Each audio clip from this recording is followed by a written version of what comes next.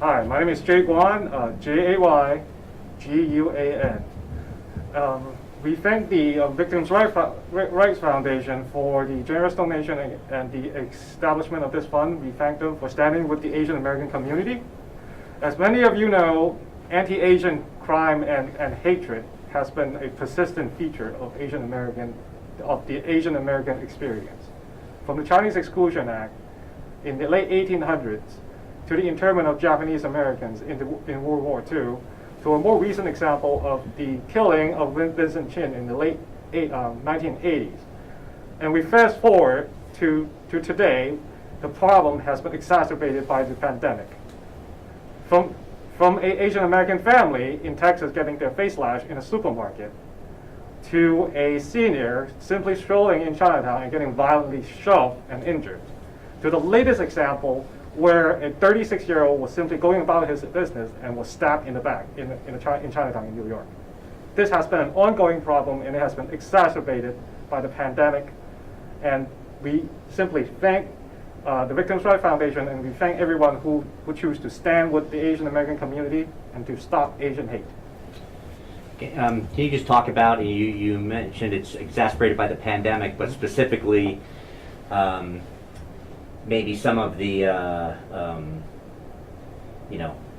things that are coming out of certain groups blaming where this pandemic started, and then of course equivocating that with the fact that they're blaming people of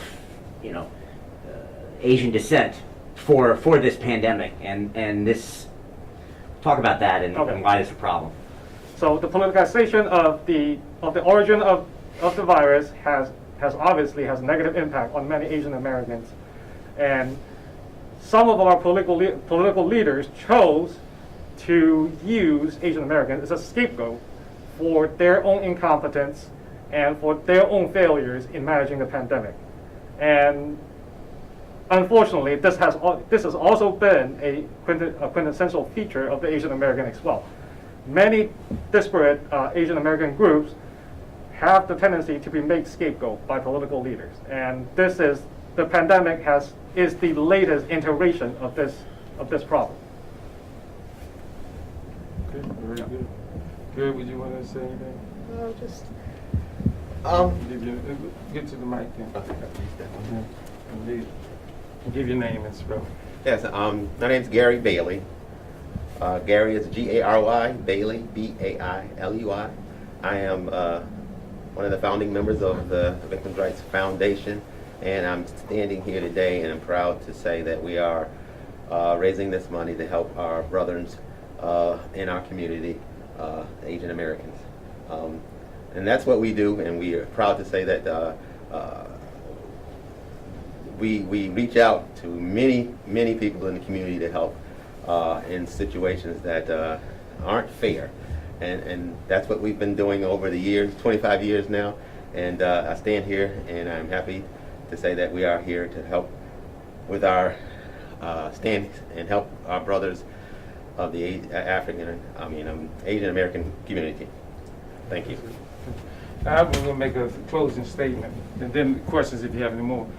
One of the things we've been doing over the last 6 months as the Victims' Rights Foundation is partnering with our high schools, and we have several Asian American students, mostly from Poolesville and Richmond Montgomery, that have been out with us helping during the pandemic with mass donations, giving out sanitation or sanitary supplies.